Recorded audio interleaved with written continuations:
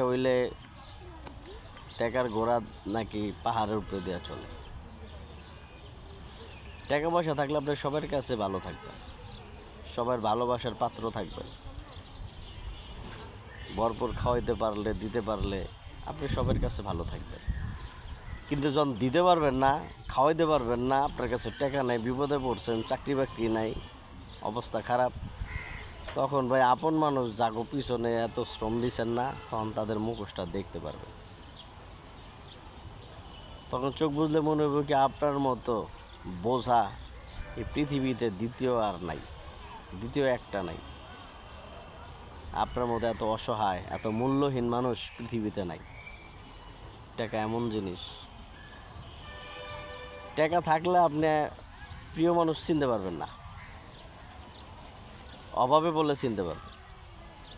হ্যাঁ, অভাবে বলে চিনতে পারবেন।